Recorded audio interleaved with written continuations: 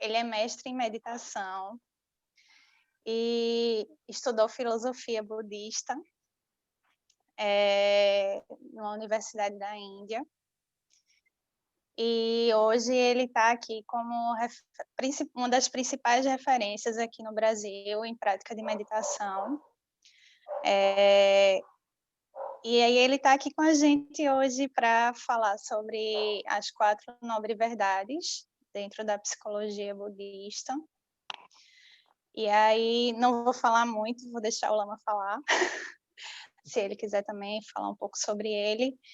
E também, para iniciar, a gente pode pedir para o Lama para ele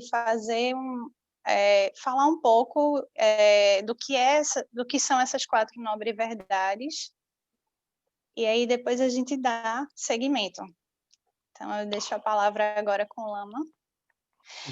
Um avisinho rápido, que a gente vai abrir para perguntas quando tiver faltando uns 15 minutos para encerrar. Então, quem quiser pode fazer a pergunta ao vivo para o Lama, ou então pode escrever lá no chat que a Fernanda vai estar recebendo e vai repassar essas perguntas, tá bom? Então, eu deixo agora a palavra com o Lama lá. Uma boa noite a todos. Muito obrigado pelo convite. Obrigado a Tâmara, ao Alexandre, a Fernanda, ao grupo de psicoterapia contemplativa. É uma alegria estar aqui com vocês, iniciando essa sequência de diálogos contemplativos. A psicoterapia contemplativa é um tema que me chama muito a atenção, que eu venho estudando faz um tempo e continuo estudando hoje.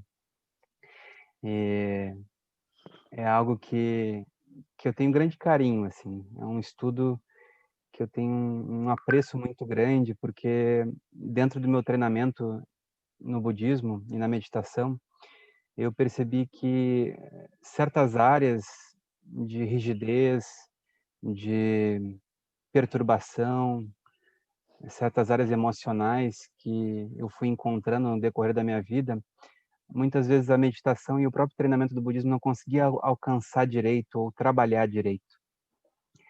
E aquilo sempre foi uma tristeza para mim, porque eu percebia que havia certas coisas ali que eu não conseguia trabalhar, né, como eu gostaria de trabalhar, transformar como eu gostaria de transformar.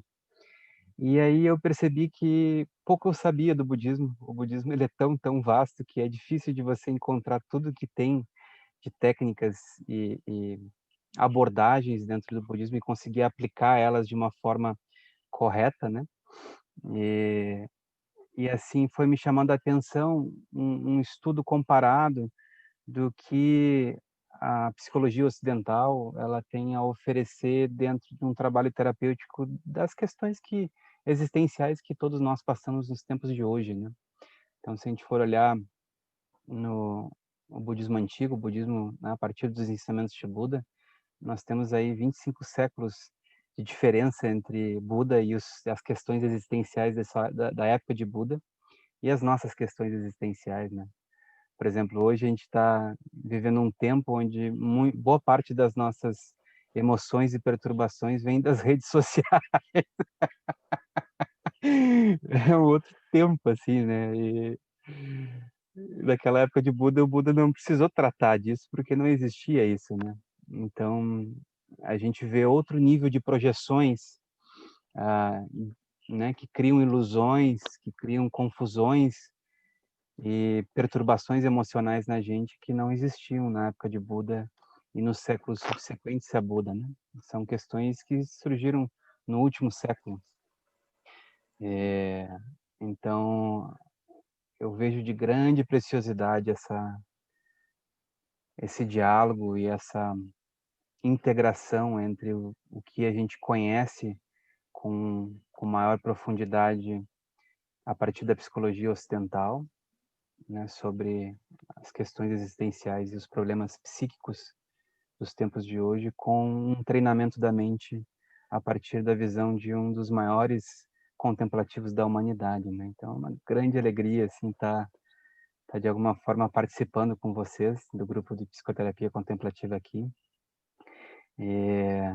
espero que a gente possa andar juntos, assim, pensando sobre isso e refletindo sobre essas questões e, e adquirindo experiência, né, nisso. Eu agradeço bastante, assim, o convite aos meus colegas aqui de estudo e a todos vocês.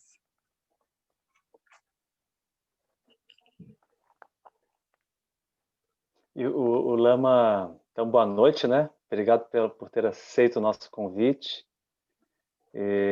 Ontem eu assisti a entrevista do Lama com o Beto da Roda do Dharma, né? Ah, sim. Entrevista muito maravilhosa, muito tocante também, né? E, muito importante assim, a gente olhar para um professor brasileiro, né? Mais um mestre brasileiro, né? Que fala na nossa língua e que tem essa disposição tão presente, né? Quem vai acompanhando o Lama mais de perto, mesmo pelas mídias, pelas redes sociais, né? Vai vendo que o Lama tem uma conexão forte com a cultura ocidental, o pensamento ocidental, né? Tem uma preocupação particular no acolhimento das diferentes formas, diferentes linguagens da cultura ocidental, a sua própria autoexpressão. E me chamou muita atenção ontem o momento em que o Lama fala da inter-relação entre atenção e cuidado. Né? E aí eu acho que não seria nada mal se o Lama pudesse falar um pouquinho mais sobre essa inter-relação, né? Interdependência entre atenção e cuidado. Não podia fazer isso para a gente? Com certeza. Eu venho, a partir dessa perspectiva do budismo de se autoconhecer e se auto-observar, eu venho descobrindo algumas coisas que, às vezes, eu vejo que outros mestres já descobriram, né? E já falaram sobre isso, ensinam sobre isso. E algumas outras vezes parece que algumas coisas elas se expressam a partir desse caminho de autoconhecimento de uma forma meio única para você, porque cada um de nós, a gente tem um aparato psíquico e umas estruturas de marcas mentais, de marcas emocionais muito específica, né, diferenciada uns dos outros. Cada um tem uma trajetória de vida diferenciada, tem capacidades, tem buscas, tem olhares diferenciados. Então, quando a gente começa a se autoconhecer, a gente começa a se conhecer muito de nós mesmos e como que nós conseguimos acordar para certas coisas. E aí eu venho com muita alegria, assim, no decorrer dos anos de autoobservação, descobrindo algumas coisas minhas, né?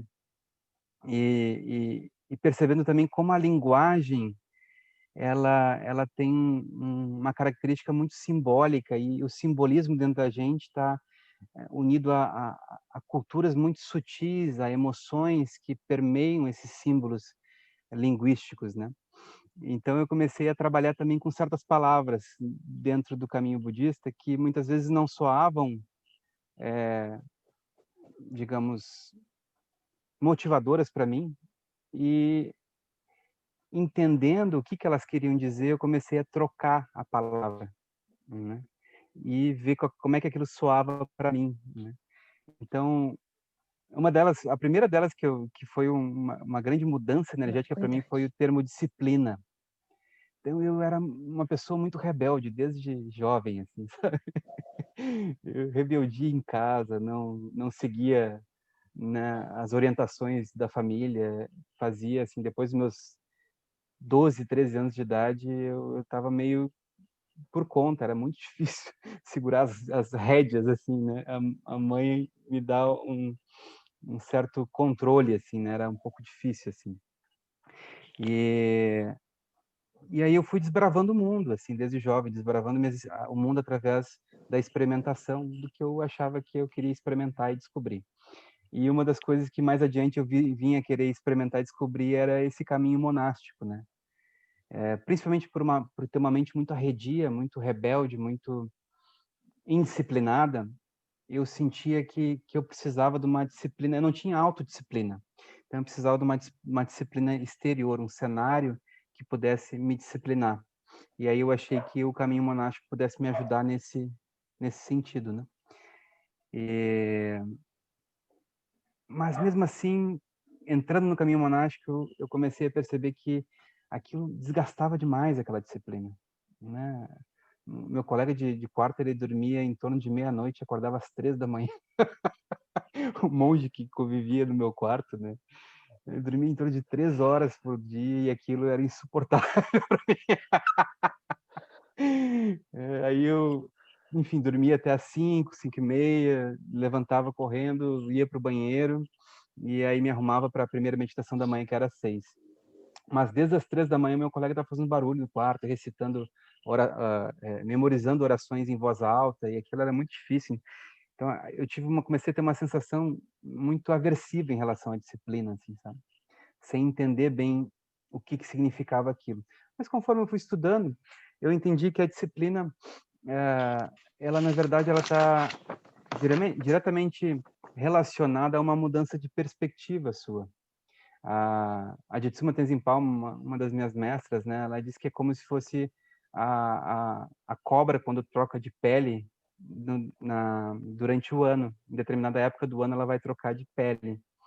Então é uma coisa natural para ela, essa mudança, essa transformação do corpo dela, né, da forma dela, a partir de uma relação com o universo que circunda ela. Então, quando eu comecei a entender esse aspecto dentro de mim, que conforme eu ia mudando os meus referenciais internos, eu assumi uma postura de mundo diferente, e essa postura ela não demandava de mim um desgaste. Claro que muitas vezes um certo esforço, um certo empenho é necessário para a gente dar continuidade, mas não havia uma luta, um conflito interno, né?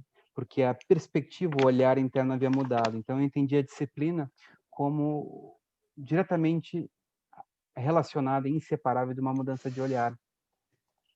E aí ela começou a ter uma conotação de alegria, né? A alegria que tem em realizar as coisas a partir daquele novo olhar, né? Ela mudou completamente, assim, né? Então a disciplina foi um ponto e a atenção plena, o mindfulness, né? Também é outro ponto, porque quando a gente inicia no caminho, muitas vezes a gente começa a meditar e tenta focar a mente e os nossos condicionamentos de hábitos, nossos condicionamentos mentais não deixam a gente permanecer presente com o foco, né? Então, a gente se distrai muito, a gente volta para o foco e não consegue controlar a mente, não consegue controlar os pensamentos, e aquilo tudo traz um cansaço muitas vezes, um desgaste muito grande e uma sensação de impotência e autodecepção, né? E aí eu comecei a observar aquilo, e eu disse, nossa, mas não pode ser que o Buda ele tenha orientado a gente chegar nesse ponto de aversão à própria mindfulness. Né? Como é que será que o Buda via isso? Como é que será que o Buda olhava para essa questão das pessoas não conseguirem, né, ter um foco contínuo em algo, né? Como é que a gente poderia olhar para essa questão e trabalhar ela de uma forma mais acolhedora, mais terapêutica, né? E aí eu comecei a olhar para a minha vida, assim, em que momentos da minha vida eu tinha um mindfulness mais natural, uma atenção mais natural, né? E comecei a olhar para a vida de outras pessoas também, e aí eu comecei a ter alguns insights, assim.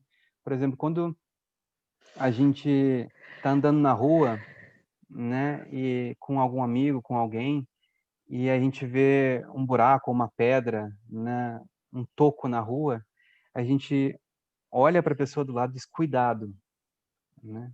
Cuidado, ó um buraco, cuidado, ó uma pedra. Naquele momento, parece que o mindfulness ele é ativado com uma sensação de muita funcionalidade, de muita eficácia, de muita, como é que eu vou dizer para ti, uma necessidade real, né? Não há uma luta. Parece que o mindfulness ele precisa atuar naquele momento, né? Então não há um conflito interno com aquele tipo de atenção, né? E aí eu comecei a explorar um pouco mais essa palavra cuidado, cuidado, né? Vamos cuidar de tal área da nossa vida, vamos cuidar daquilo que está um pouco descuidado. Comecei a compreender um pouco mais Mindfulness, entender a sua etimologia, a sua operação dentro do aspecto de recordação também, de relembrança, de rememoração das coisas.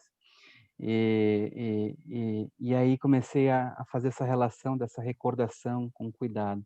Áreas que não estão sendo cuidadas são áreas que não estão sendo lembradas pela gente. Vamos relembrar dessas áreas, né? Seja o cuidado da nossa saúde física, o cuidado da nossa alimentação.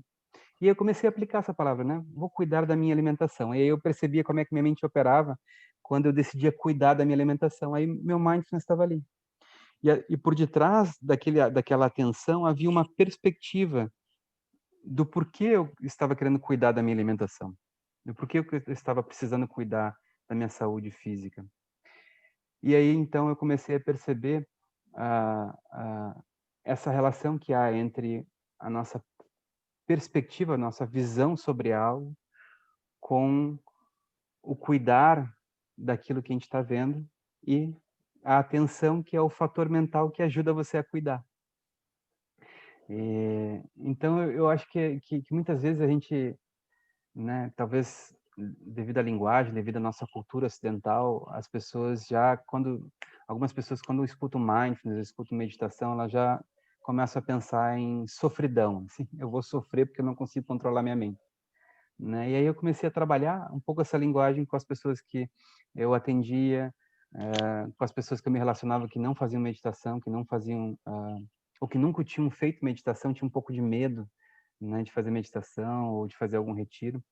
E aí eu comecei a trabalhar isso, assim, em vez de usar a palavra, né, foco, atenção, eu comecei a usar a palavra cuidado. Vamos cuidar agora do mundo interno.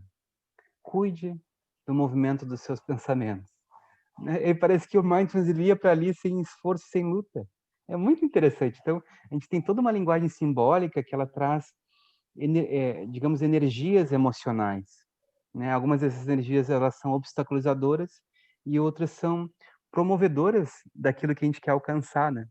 Então tem algumas palavrinhas que a gente pode começar a testar o uso, que na nossa cultura elas estão carregadas de positividade, né?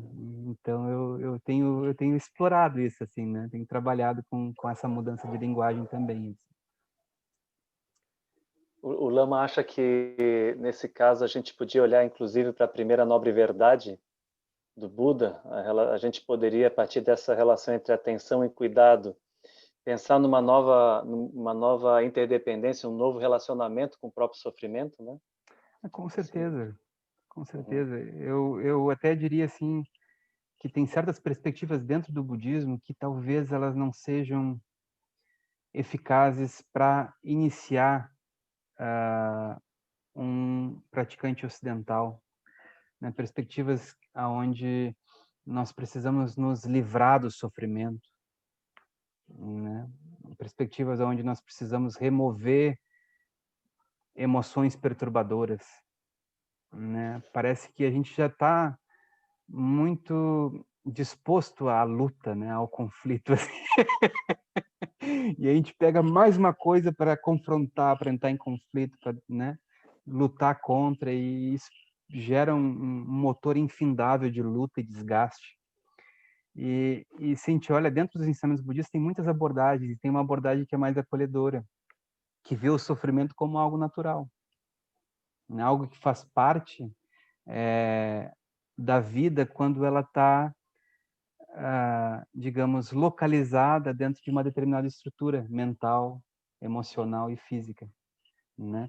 Quando ela está relacionada com certos fatores existenciais. Então, o sofrimento, ou a palavra da primeira, na verdade, que o Buda usou, que é dukkha, né?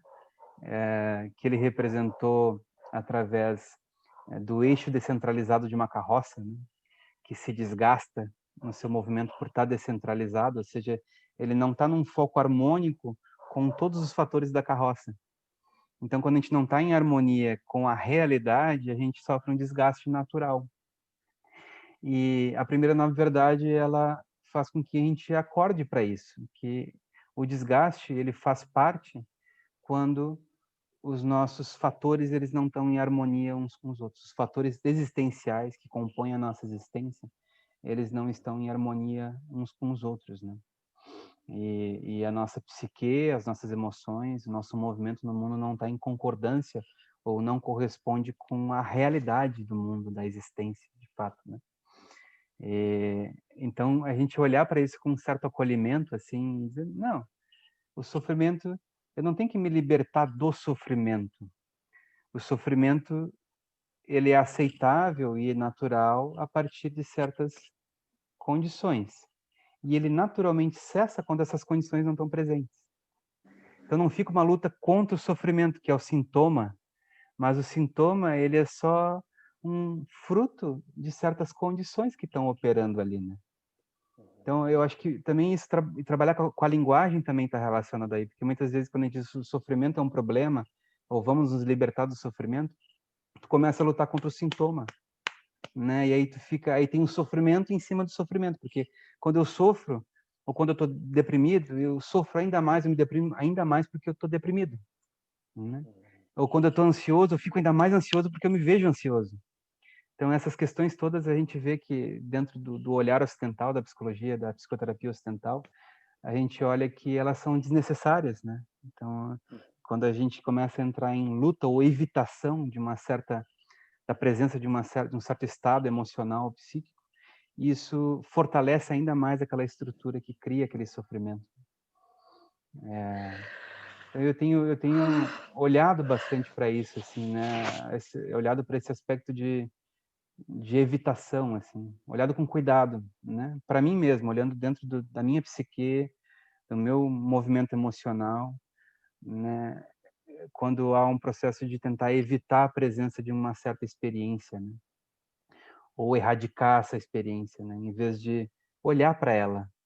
E para a gente olhar para essa experiência, para as experiências que a gente está vivendo, a gente precisa ter uma abertura para experimentar aquilo que está vindo, né? E essa abertura para experimentar o Buda ensinou também, mas ele ensinou um pouco mais adiante. Então parece que uma outra abordagem que o Buda ensinou um pouco mais adiante, ela pode ser muito mais proveitosa para nós no Ocidente, né? Essa abordagem muito disciplinadora, rígida, de renúncia, de remediação de experiências ruins, ela pode criar estados depressivos na gente, estados de impotência, de grande sofrimento, assim, porque a gente não consegue, né? A gente parece que coloca em luta e parece que a luta nunca acaba, né? Então eu tenho olhado assim para perspectivas mais acolhedoras mesmo, mais abertas a saborear a experiência e descobrir que fatores que promovem ela e que fatores que, quando cessam, fazem cessar também aquela experiência, né? Então, é um olhar mais cientista, assim, né? Um olhar que fica observando e vendo como aquilo funciona, né?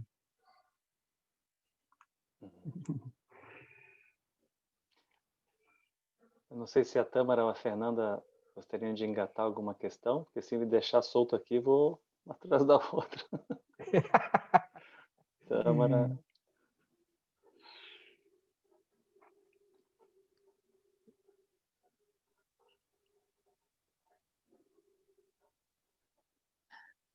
Não, eu tô bem, assim, tô só escutando. A Fê tem alguma pergunta? Não, por enquanto também não. Eu estou evitando deixar a câmera ligada porque a minha internet está muito ruim, eu estou gravando aqui, então estou cuidando. Essa primeira nova verdade, ela é muito interessante, assim, a gente experimentar ela, né? Com abertura mesmo, né? Porque tem coisas que fazem parte do nosso andar, né? Então, reconhecer e aceitar, né, é um processo de abertura a experimentar algo que faz parte da vida quando a vida se movimenta de um certo jeito, né? Então, eu sinto que... Sabe quando a imagem que me vem à mente, assim, dentro de um campo terapêutico, é assim, a gente pode vir para um terapeuta, para um psicólogo, até para um um mentor espiritual. E um primeiro momento a gente pode ter até muita vergonha e hesitação de vir falar dos nossos problemas, né? Porque talvez o outro não vai aceitar e não vai compreender, né? E vai nos rotular a partir daquilo. Então, a gente pode ter um pouco de medo, de hesitação e vergonha de compartilhar. Mas quando a gente encontra alguém e tem uma ressonância empática com aquela pessoa, a gente entende que aquela pessoa não está ali para nos julgar, mas está ali para tentar nos compreender e nos ajudar a se compreender. Pode surgir um espaço de abertura, né, no qual a gente fica mais à vontade em falar sobre os nossos problemas. E isso às vezes até acontece com amigos, assim, né? Pessoas muito queridas para a gente que têm ressonância empática conosco e a gente consegue se abrir para essas pessoas e falar, né, dos nossos perrengues, assim, né? E aí quando a gente fala, né, a gente começa a falar, assim, né, da dificuldade que a gente está tendo, e a outra pessoa, ela entende o que a gente está passando, como é que a gente se sente?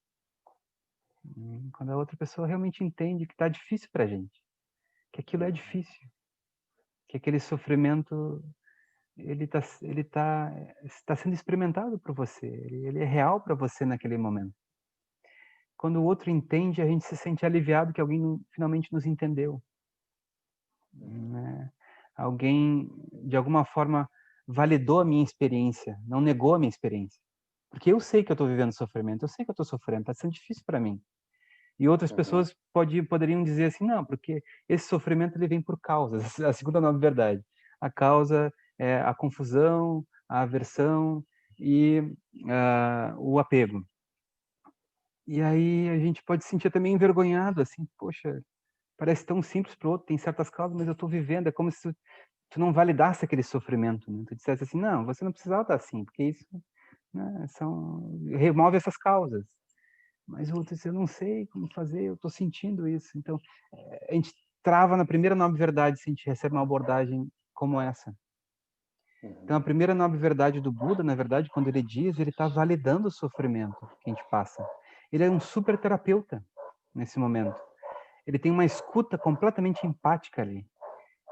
Eu acho lindo isso, porque ele poderia ter passado batido na primeira nova verdade e ter ido direto para a natureza última. Mas ele viu que a natureza última não era a experiência das pessoas que circundavam ele. E qual era a experiência das pessoas? Elas estavam sofrendo. E ele diz, eu entendo vocês. O sofrimento, ele existe. Sobre certas condições, mas ele existe. Né? Ele ressoou compaixão e empatia na primeira nobre verdade dele, onde ele diz, eu sei o que você está passando. É difícil mesmo. Sofrimento existe. E aí a pessoa diz, o Buda me entende. Eu tenho um lugar na visão de Buda. Né? Agora o sofrimento tem um lugar na minha vida também. Isso faz parte, as pessoas sofrem.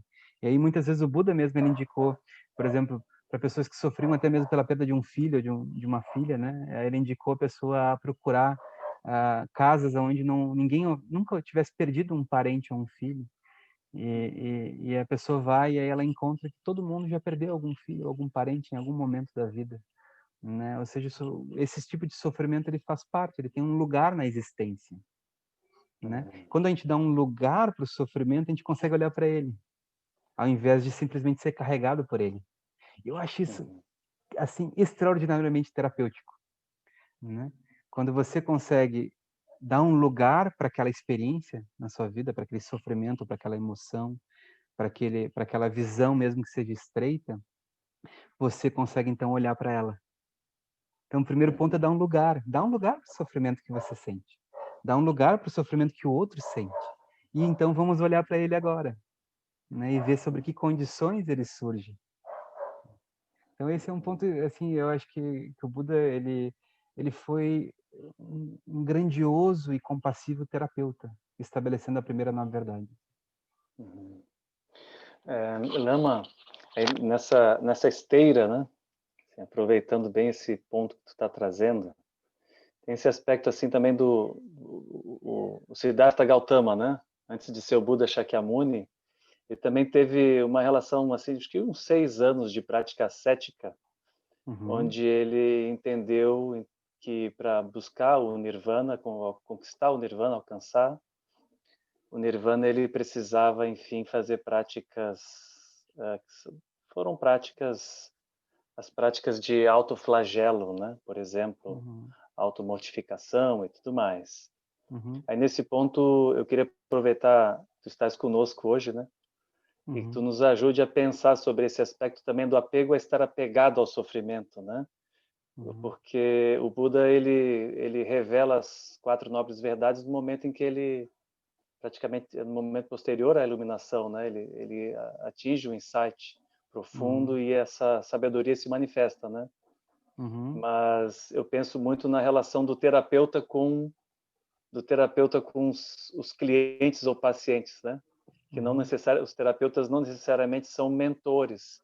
E ali dentro, na relação da psicoterapia clínica, a gente tem a fórmula clássica de um consultório. Tá? É também uma relação que,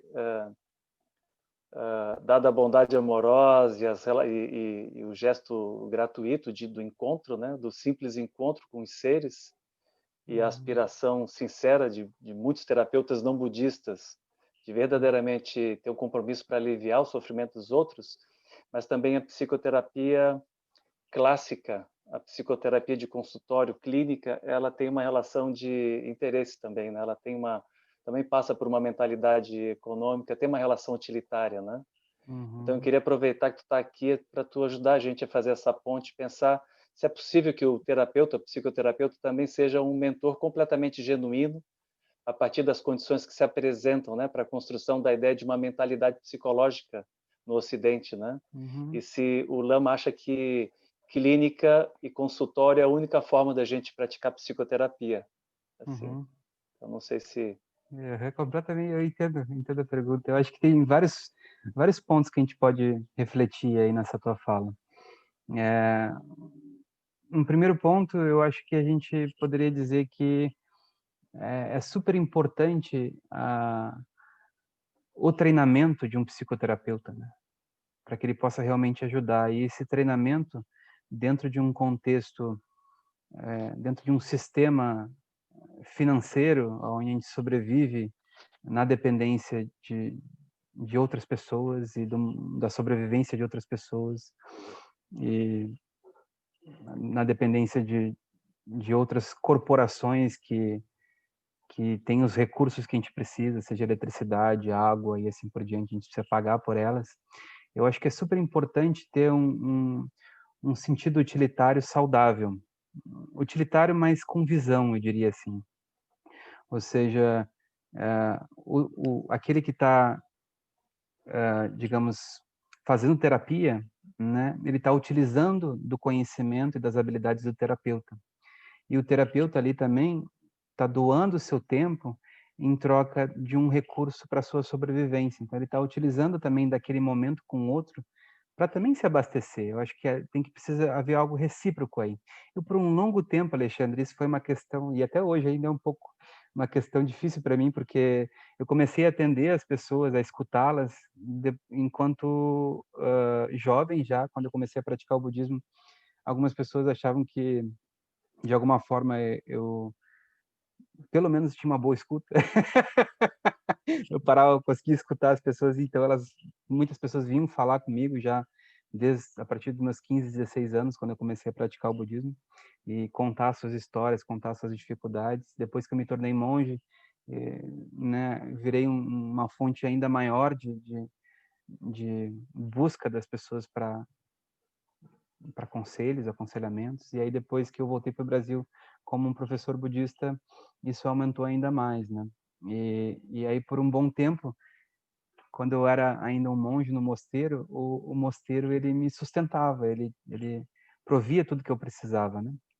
Então, quando as pessoas vinham pediam escuta, seja presencial, seja pela internet, por telefone na época, eu simplesmente dava escuta, eu não precisava receber nada em troca. E aí quando eu voltei para o Brasil, eu comecei a perceber que eu não tinha uma relação recíproca, por exemplo, quando eu ia no supermercado, ou quando eu ia no médico, ou quando eu ia em outros lugares que eram particulares e precisava pagar, as pessoas, não, aqui você paga, né?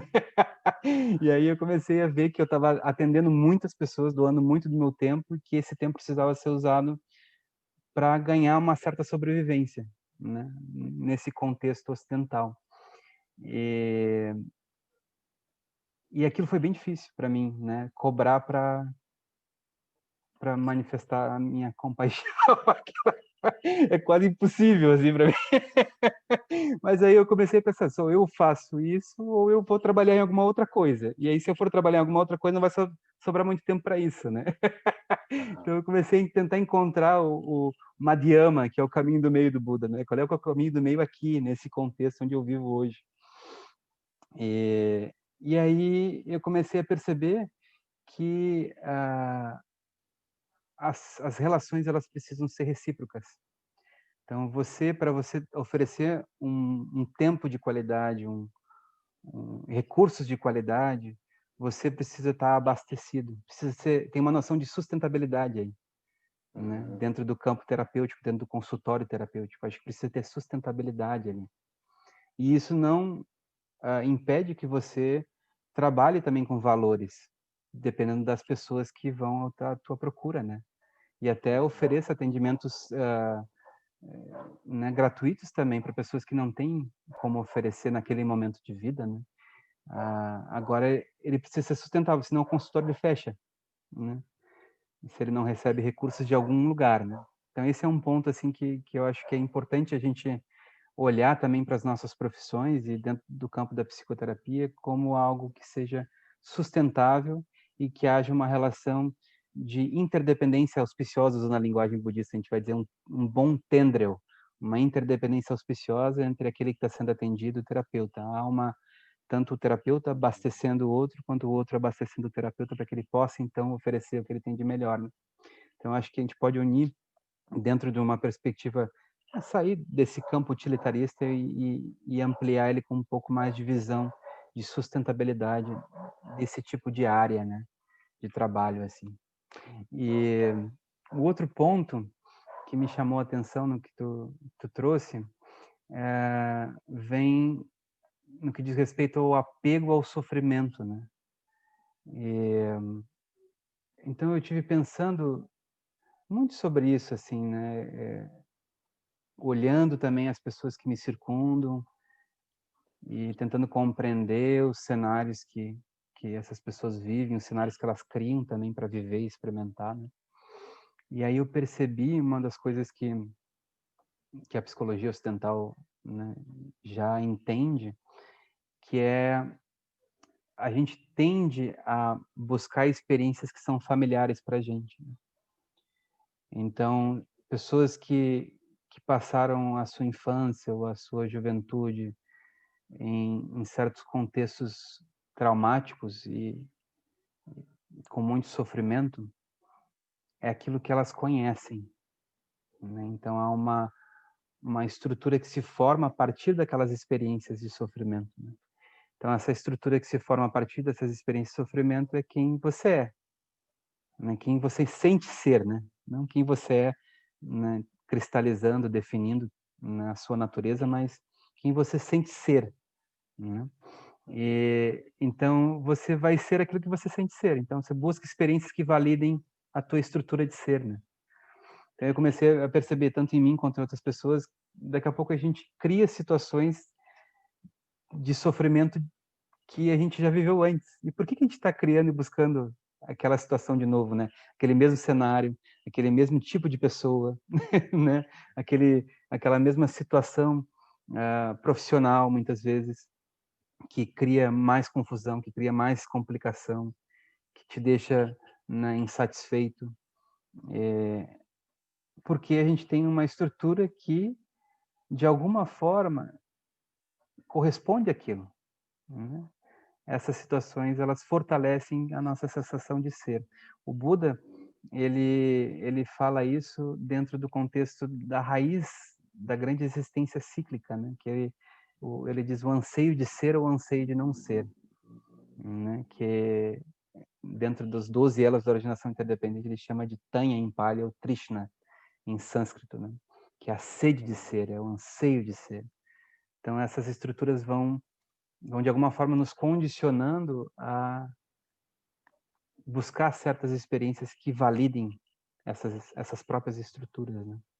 Então, como que o terapeuta ele pode trabalhar isso? Uma das coisas que eu comecei a perceber com algumas pessoas é que se você tenta retirá-las dali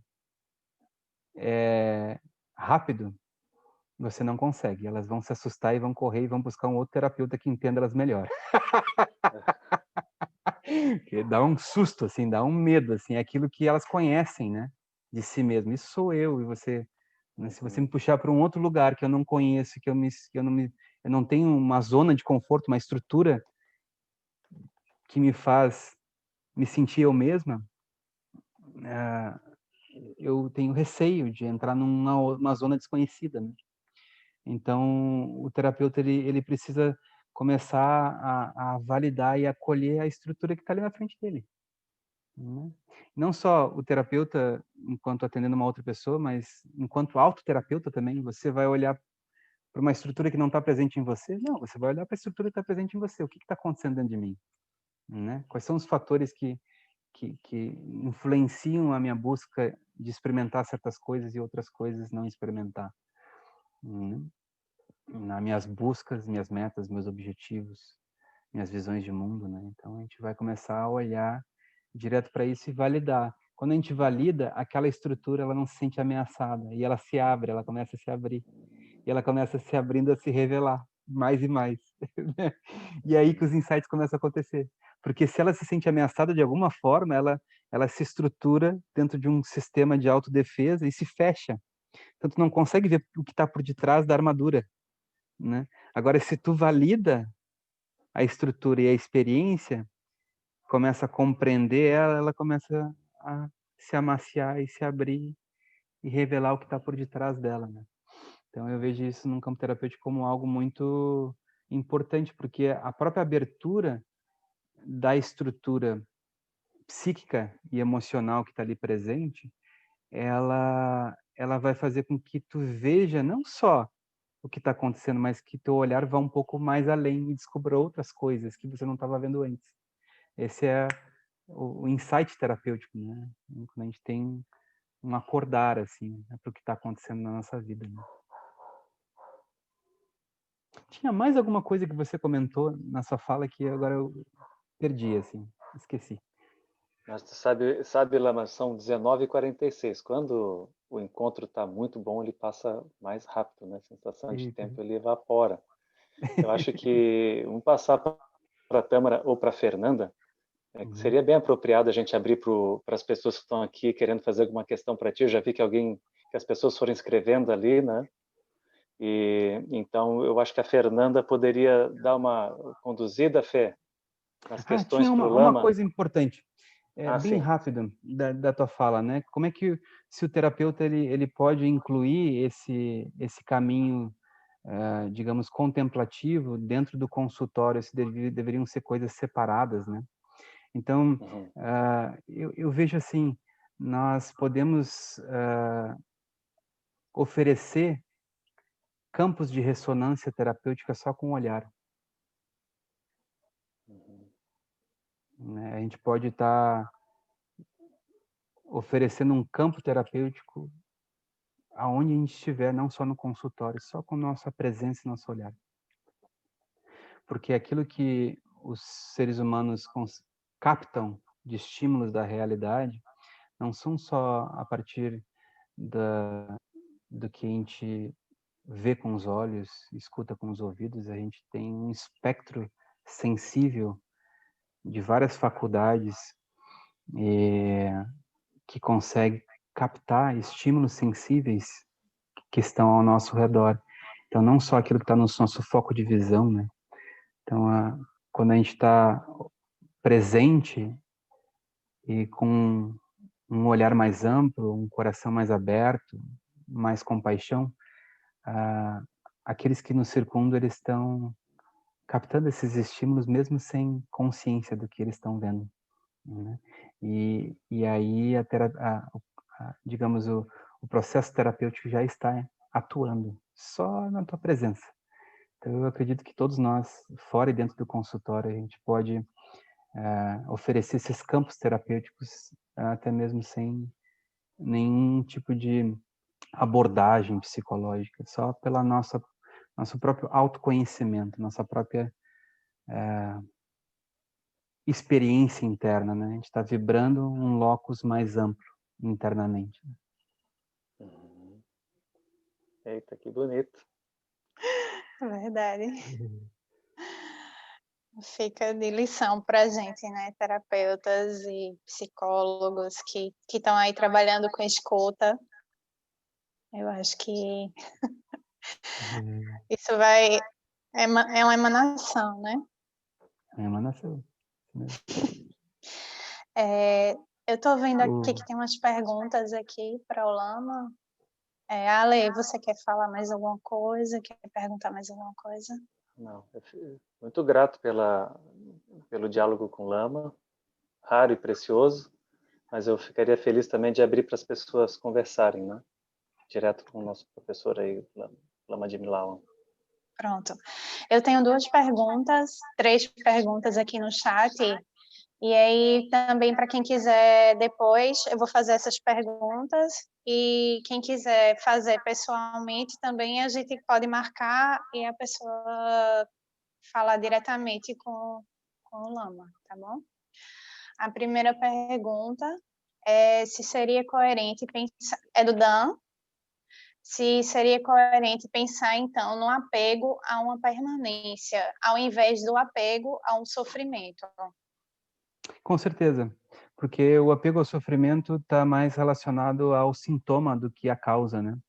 Então, se a gente for na causa desse sintoma, há uma fixação em algum fator criador de sofrimento ali, né? Alguma perspectiva, alguma visão, né? Algum olhar ali.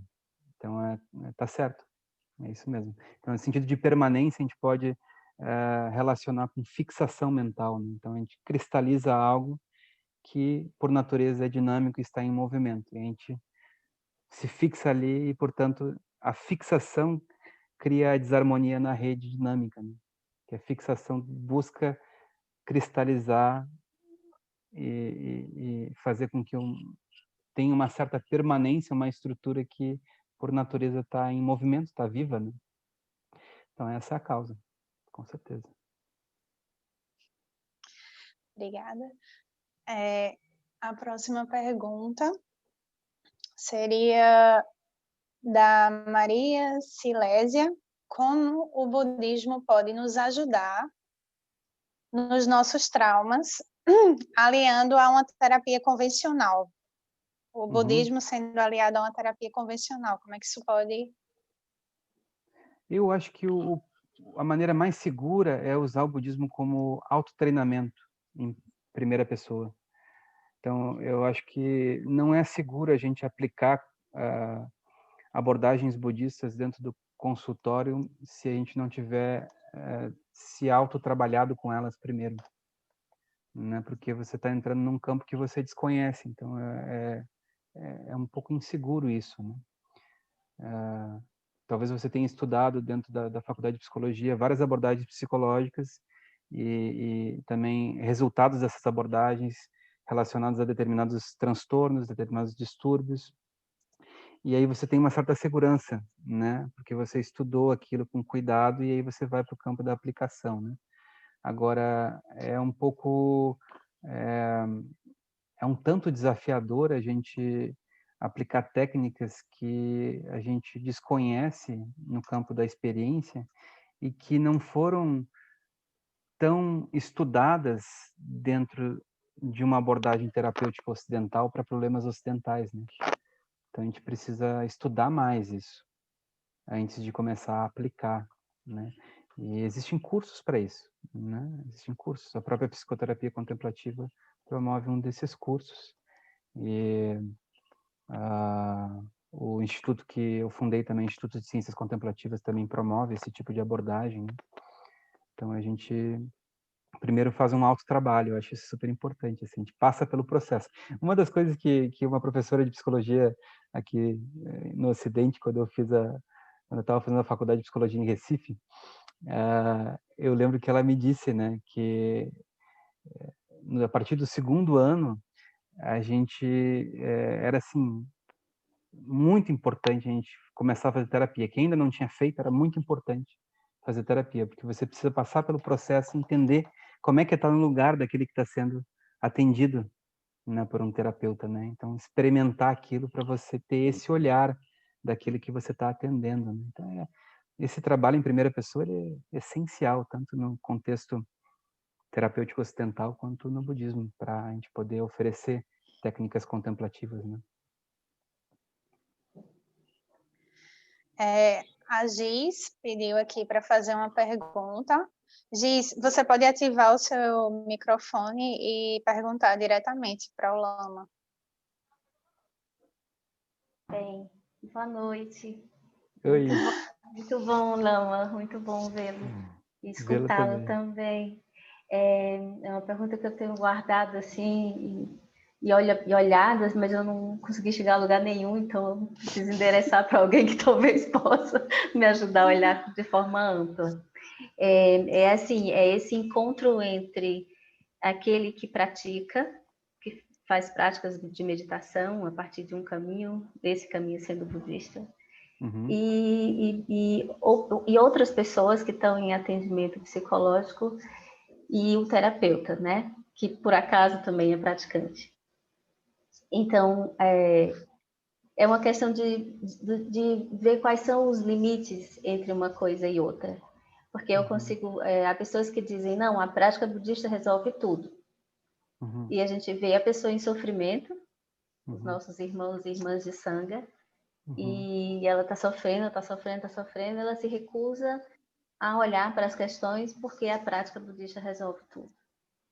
Ou, por outro lado, né, aqueles que estão em sofrimento na própria psicoterapia e o terapeuta vê, né, que a psicologia, ao mesmo tempo que ela pode ajudar muito, né, a diminuir o sofrimento dos seres, também ela é limitada, porque a gente vai até certo ponto e a gente sabe que a compaixão absoluta ela olha para esse ser de uma forma muito mais ampla do que aquele sofrimento pontual, né? Então, são questões talvez da minha própria prática, né? E aí eu olho para isso e eu fico, o que eu faço agora? Eu sempre paro, respiro, peço ajuda, assim, interna, né? E às vezes o silêncio, essa quietude de estar ali, e às vezes deixar passar porque não sinto que tenha segurança para pontualmente fazer a intervenção que seria necessária. Então eu acabo recuando, respirando, entendendo que há um limite e eu mesma não superei esse limite. Mas essa é uma questão. E se o Lama puder comentar um pouco sobre como o Lama vê isso, eu agradeço. Eu posso comentar um pouco como eu vejo isso hoje, mas pode mudar daqui a um tempo. Isso é uma coisa, né, que essas próprias visões, elas não são fixas também, né? A gente vai ganhando experiência e tendo outras oportunidades de se relacionar com a vida e vai adquirindo novas perspectivas, né? Mas eu diria que hoje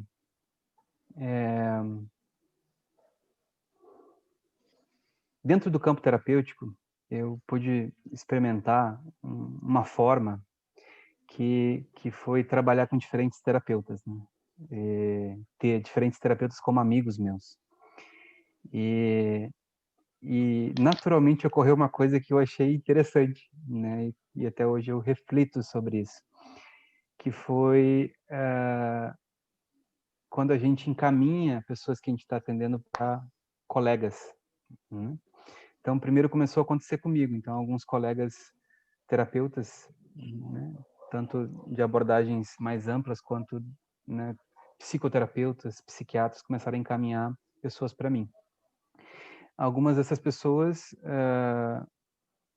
eles acharam que eu poderia ajudar de alguma forma a partir do entendimento deles do meu próprio processo e treinamento.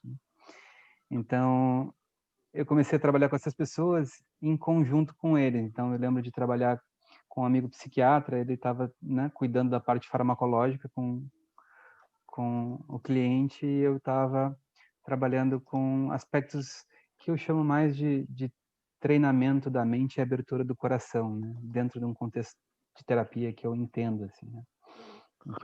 Que é mais familiar para mim.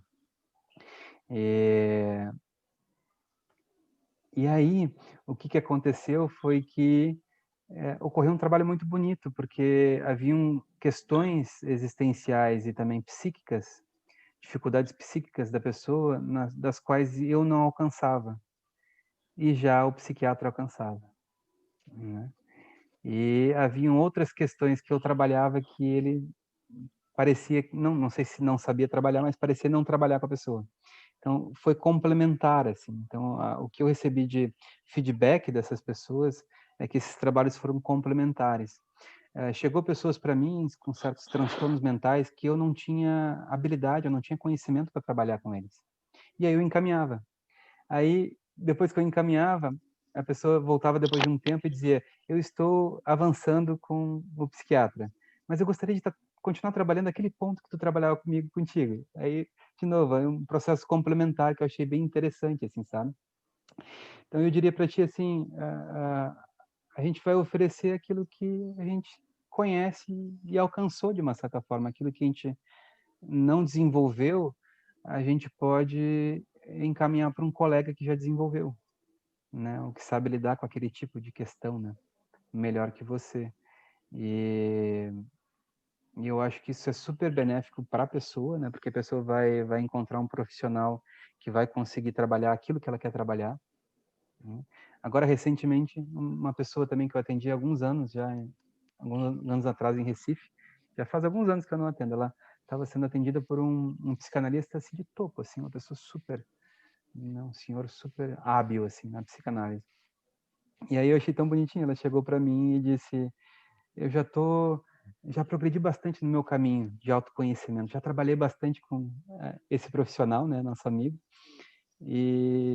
mas eu queria retornar para ti, porque eu gostaria de avançar um pouquinho mais em algumas coisas que você tocou lá atrás, né? Aí eu achei tão legal também, porque ela, ao mesmo tempo, ela validou completamente o profissional que ela trabalhou, né? Ela disse, foi super bom, eu avancei muito e eu estou mais preparada para alguns pontos que você tocou lá atrás. Aí eu achei aquilo legal, achei super complementar também, assim, né? Então a gente pode fazer trabalhos em conjuntos, assim. Então, se você está trabalhando com uma pessoa que pode, de repente, você sente que vai ser muito beneficiada pela dança, né? De repente encaminha ela para um colega de dança terapia ou arte terapia, né? Ou outras abordagens, né? Então que você talvez não tenha desenvolvido. Eu penso assim, né? Eu fico olhando para a pessoa e fico vendo como é que ela vai andar melhor, assim, né?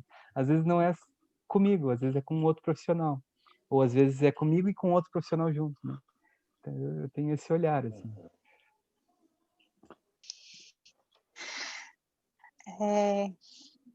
Obrigada, Lama, muito boa resposta. A gente tem, o Ale está com uma pergunta para fazer de uma pessoa, aí eu vou passar aqui para ele. Você pode falar agora, Ale, a pergunta que você recebeu? Deixa eu só pegar aqui no bate-papo. É a pergunta da Aline. Ela pergunta assim: como fica a questão da espiritualidade?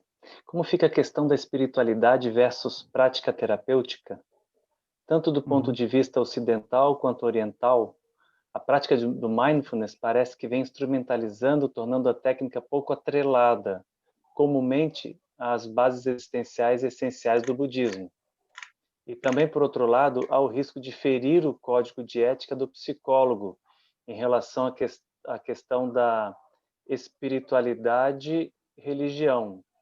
E essa questão, Lama, ela é uma questão para nós já clássica, né? Assim, vou só não vou comentar em cima da questão da Aline, mas só trazer um adendo, que é o princípio da laicidade que rege o nosso código de ética do terapeuta, né?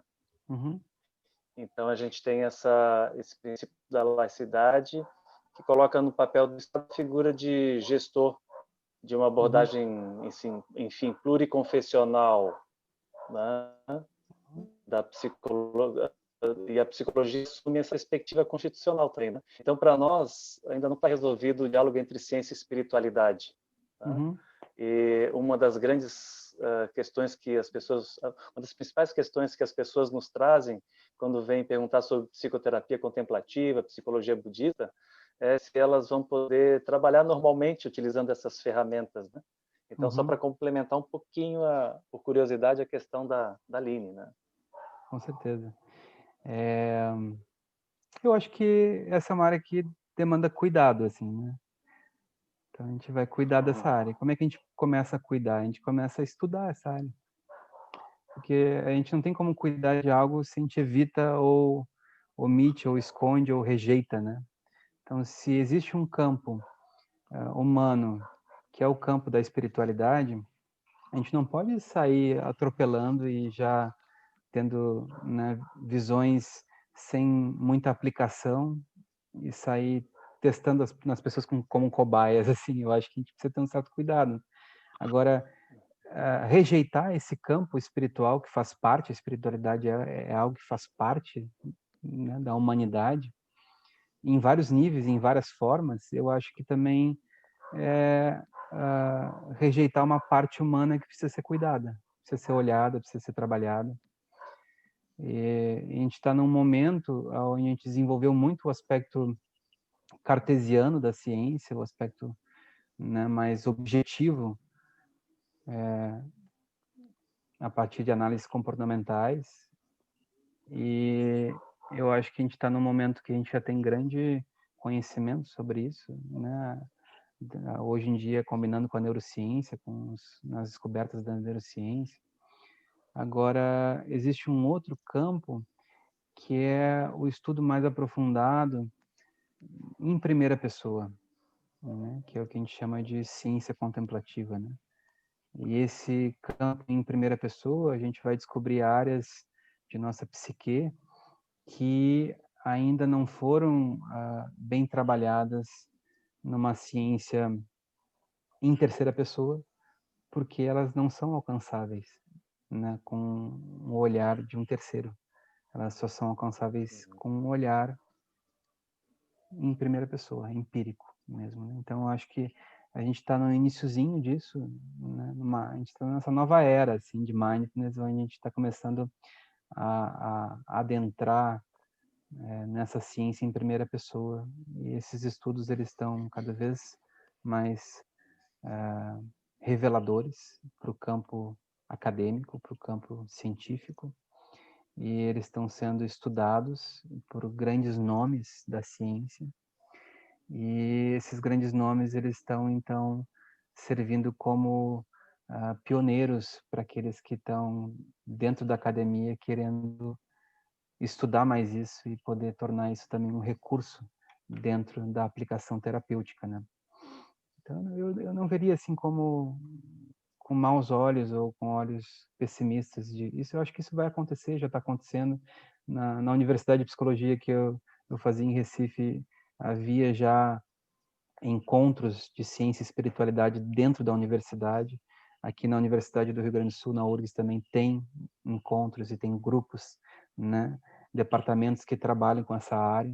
Então, isso está ocorrendo. Ainda é pequeno, né, mas isso está acontecendo. E conforme os estudos vão aumentando e digamos, os resultados da eficácia desse trabalho vão sendo repetidamente comprovados, né? Eu acho que vai, de alguma forma, flexibilizar o conselho com relação à aplicação de técnicas que ainda não se conhece bem, né? Eu acho que está certo, tem que ter um cuidado. E eu acho que, né, como a gente sabe, nós somos pessoas muito criativas, assim, então acho que tem que ter um gestor mesmo. Porque se todo mundo fizesse o que quer, a criatividade é interminável. Eu acho que a gente pode trazer para o micro também, sabe? Às vezes a gente tem os nossos próprios grupos, né?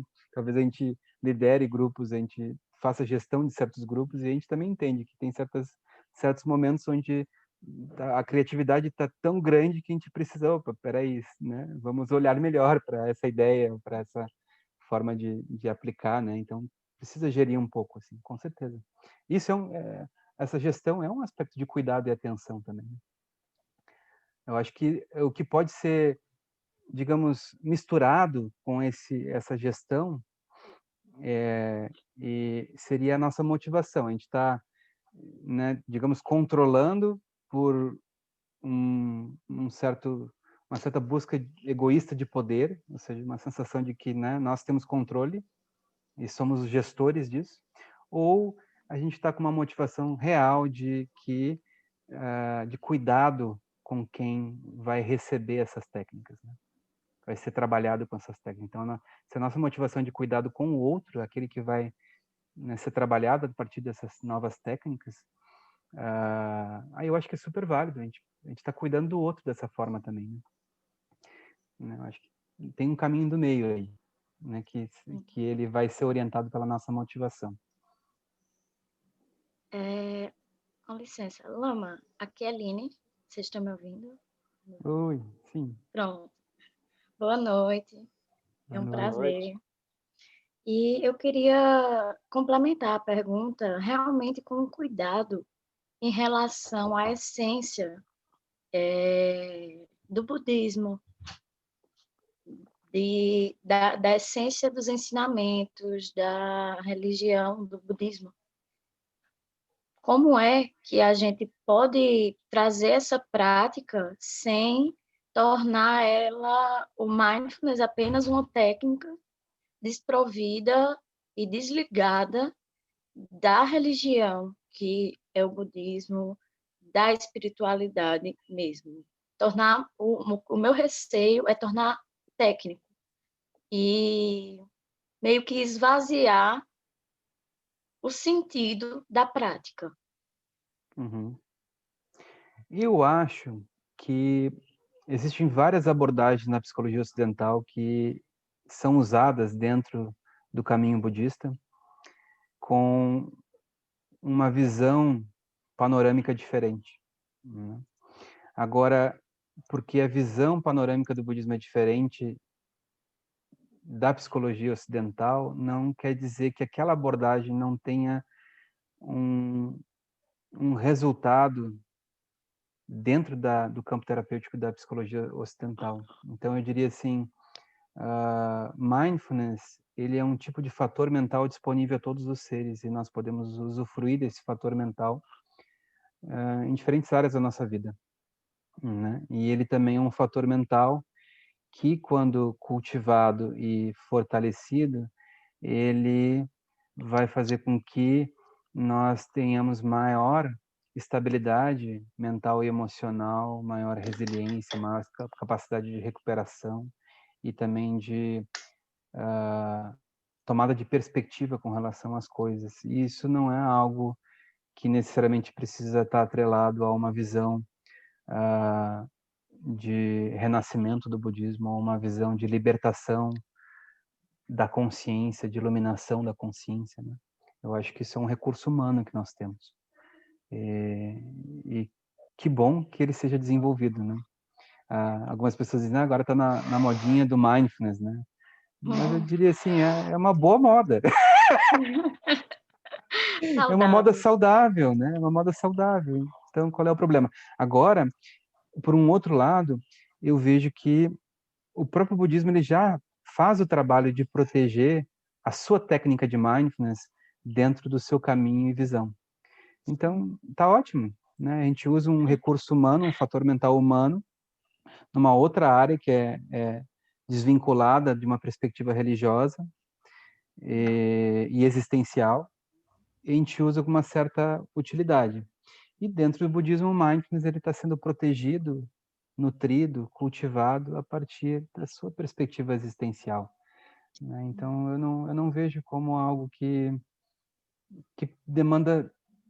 está demandando cuidado. Eu diria que já está sendo cuidado, né? Os praticantes budistas, a tradição budista cuida muito bem de seu caminho, assim. Eu sinto isso, eu sinto um cuidado dos mestres budistas, né? Em ensinar como é que é mindfulness em sua tradição. Qual é que é a motivação que te leva a cultivar mindfulness, qual é que é o resultado, Onde é que mindfulness está dentro do caminho? É só um fator, é só um instrumento dentro do caminho. Não é a chegada, não é o ponto de chegada, né? Então, isso está muito claro entre todos os professores budistas, eles ensinam isso com clareza. Agora, se a gente for olhar para a natureza de mindfulness, a gente vai perceber que é um fator mental disponível a todo e qualquer ser humano, e que ele pode ser fortalecido, ele pode ser desenvolvido para que a gente tenha mais saúde mental, saúde emocional. E aí desvincula isso de toda uma tradição espiritual, mas ainda assim continua um recurso de promoção de saúde. Né? Eu acho promoção e prevenção. Né? Promoção de saúde e prevenção de doença. Eu acho isso, para mim, é muito claro. Assim, eu não tenho qualquer dúvida em relação a isso. Muito Lama, obrigada. eu tenho mais duas perguntas aqui. Queria saber se seria possível responder. Com certeza. Se tá bem. Tá ótimo. Pronto, aí a gente encerra com essas duas, tá bom? Uma é a Nina. Nina, pode ligar, então, o microfone para falar com o Lama, tá bom? Ok, boa noite. Boa noite. Boa noite, Lama, querido. Boa Olha, é o seguinte, eu até escrevi aqui. A psicologia é um estudo científico da mente e do comportamento. O estudo dessa área é multifacetado, inclui subcampos. Beleza. Aí a gente vem para cá. Para eliminar o sofrimento, o nosso brilhantíssimo Buda Shakyamuni deixou 84 mil ensinamentos. Né? Cada um referente a uma doença da mente derivada desses venenos. A minha pergunta é, teria sido Buda Shakyamuni, há 2.500 anos atrás, o nosso primeiro psicólogo e terapeuta? Eu diria que não. Não? Porque eu acho que é da natureza da nossa inteligência humana a gente aprender. O organismo humano ele tem uma inteligência que busca a sua homeostase, né? A nível biológico, a nível de harmonia emocional e de paz mental, de harmonia mental. Então, é como se nós tivéssemos já por natureza uma inteligência terapêutica. Eu diria que o ser humano ele nasce com essa inteligência que busca sempre esse equilíbrio, essa homeostase. E ele vai, né, aprendendo também recursos que promovem essa homeostase, que facilitam essa homeostase. Então, eu acho que isso é algo de berço humano já, esse aspecto terapêutico mais sutil. Agora, enquanto uma estrutura, uma tradição, uma escola terapêutica, a gente pode avaliar que uma escola que, digamos, se preservou dentro de uma literatura, aí sim, eu acho que a gente poderia dizer que talvez ele tenha sido o primeiro, talvez, né? Porque a gente tem essa literatura que comprova, né, essa escola dele, né, os ensinamentos dele, né? Agora, eu diria assim, talvez antes dele tivessem outros, sim, como ele, que talvez não tivesse, a sua escola não tenha sobrevivido em literatura, né? Então, eu penso assim, né? Porque sim. tal como ele, na época, por exemplo, o Buda teve professores de meditação, né? Então, e esses professores, eles também tiveram seus professores, e estavam todos num processo de autoconhecimento já, né? Mas desse conhecimento empírico pessoal para se tornar uma escola e ser compilado em ensinamentos, aí tem um gap aí, tem um espaço, né? Que talvez não tenha ocorrido com todos os pensadores e meditadores da época do Buda e anterior ao Buda, né? Sim, mas mesmo assim ele conseguiu deixar os 84 mil ensinamentos para tirar o ser humano do sofrimento, né? Através de prática meditativa, através da espiritualidade, através do querer ser feliz, de buscar a felicidade, mesmo o cara querendo se matar para retornar numa outra vida como um monge, mas ele falou, olha, existe o caminho. Então, quando a gente vai para um terapeuta um psicólogo ou fazer psicanálise, eles sempre vão dizer, existe um caminho, né? Tudo depende de você, lógico, também depende dele. Porque como o senhor como falou antes, se ele disser uma coisa que a gente entre numa redoma e fala, não, você está na minha área de conforto, tchau, vou para outro, né? Mas se ele souber acolher, né? Budismo é acolhimento, né? Acolhimento para tirar o outro do sofrimento. Os terapeutas vão tirar do sofrimento, seja com remédio, seja com psicofarma, né? A busca é tirar o ser humano do sofrimento. Então, assim, é só isso que eu queria ouvir do senhor, que A gente poderia dizer, assim, se a gente considerar que talvez houveram outros grandes e pioneiros pensadores do que hoje a gente entende como psicologia, ainda assim o Buda foi um dos maiores, né? Eu acho que é uma perda muito grande a gente não estudar dentro da psicologia acadêmica esses ensinamentos desse grande mestre da mente, né? Principalmente no Brasil. Isso já está sendo estudado, por exemplo, em faculdades da Europa e dos Estados Unidos, isso já está sendo estudado há muito tempo, né? Tem grandes pensadores em Oxford, em Harvard, em muitas outras universidades conhecidas, né? Que estudam com profundidade e com seriedade essa tradição de psicologia budista, né? Aqui no Brasil, eu acho que nós estamos iniciando aí. Mas que bom, né? Por exemplo, eu fui para Não, desculpa, pronto. Obrigada, Nina. Obrigada também. É muito bom, Lama.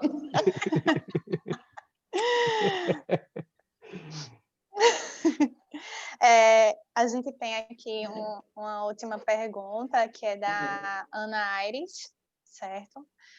Que é como na prática podemos nos libertar de memórias de sofrimento e tristeza relacionadas a cenas com nossos pais e nossos filhos. E ela também está agradecendo aqui. Depois eu passo os outros agradecimentos que tiveram para o Lama, mas aí para a gente fechar com essa perguntinha. Eu acho que a gente segue o caminho das 4 nobres verdades. Isso no contexto da prática, acho que ela quer dizer dentro do budismo, né? Da prática budista, né? No aspecto da prática budista, a gente vai seguir as 4 nobres verdades. Lembrando que a primeira nobre verdade é validar isso, né? Essas marcas, dar um lugar para elas, né? Para esse sofrimento, para esses traumas que a gente tenha vivido. E aí, então, a gente vai poder olhar para eles. Uma vez que a gente tenha dado lugar, tenha validado, a gente vai poder olhar. E aí, olhando, a gente vai olhar de outras perspectivas que não foram a perspectiva do momento que a gente sofreu. Então, é como se a gente tivesse, por exemplo, retornado a memórias de sofrimento e memórias traumáticas de quando a gente era criança. Só que agora a gente é um adulto. Então, a gente vai olhar a partir de uma perspectiva de adulto, que ganhou experiência no decorrer dos anos que se passaram, né? E que talvez esteja sendo acompanhado por pessoas que estão ajudando a olhar de um outro lugar para aquela memória de quando a gente era criança, né? E aí a gente passa, então, a ressignificar aquelas memórias a partir de um outro olhar, né? A gente passa a compreender elas a partir de um outro olhar, e elas passam a nos revelar outras coisas que só são percebidas a partir dessa nova lente que a gente está usando enquanto uma pessoa com maior experiência de vida, né? Então esse é o processo, seguir as 4 novas verdades, assim, dentro do contexto da prática, né? Então, a gente não queria se despedir do Lama, mas eu vou falar aqui o restinho dos agradecimentos, né? A Giz, a Sayonara agradeceu aqui, a Aline, o Dan, a Eliane, a Heloísa. Então, e a gente queria dizer também que a gente está inaugurando, né, uma série de encontros, encontros contemplativos, né, que a gente vai entrar nessas questões, que a gente vai conversar com outros profissionais também que já estão atuando no sentido, mestres, profissionais de psicoterapia, de psiquiatras, que para a gente trazer essas questões, a gente fazer reflexões e aproximar esses pensamentos mais da prática, assim, a gente poder acessar mais essa possibilidade dessa construção que está sendo feita de uma ciência contemplativa. E agradecer ao Lama, né, por estar aqui com a gente e se colocar assim disponível, aberto para discutir essas questões com a gente. Ale, você dá vontade de continuar batendo papo, né? Eu acho que a gente vai acabar se reencontrando aí no futuro. Sim. Com certeza, Lama, com certeza terão outros encontros. Posso passar para o pessoal também, quem quiser saber um pouquinho mais do meu trabalho? Por favor, Lama, fique à vontade. Então, para quem quiser, é um trabalho que está super relacionado à perspectiva desse grupo do Psicoterapia Contemplativa, com uma abordagem um pouco em construção, assim, eu diria assim, né? No sentido de a gente fazer ciência em primeira pessoa, né? Então, a gente está com um trabalho dentro do site cienciacontemplativa.org. Então, para quem quiser entender um pouquinho desse trabalho que eu venho fazendo, aí pode entrar lá no Instituto de Ciências Contemplativas pelo site www.cienciacontemplativa.org. Tá bom? Obrigado, viu? Obrigado pelo espaço, obrigado pelo acolhimento, pelas perguntas de todos. Obrigado, Lama. Então, gratidão, Lama. Obrigado a todos, Fê, Tâmara, e a todos os queridos e queridas que estão aqui prestigiando esse momento. Logo à frente a gente coloca o vídeo dessa live maravilhosa lá no nosso site. Aí a gente continua se beneficiando com as palavras do Lama Adimilawa. Muito obrigado, Lama. Eu que agradeço. Obrigado, Alexandre. Um grande abraço a todos. Obrigada a todos. O site do Lama vai estar lá, tá aqui no chat, certo? Se alguém quiser entrar em contato com ele, quiser mais alguma informação, pode entrar em contato com a gente também, que a gente encaminha vocês, tá bom? Obrigado, Tâmara. Obrigado, Fernanda. Obrigado.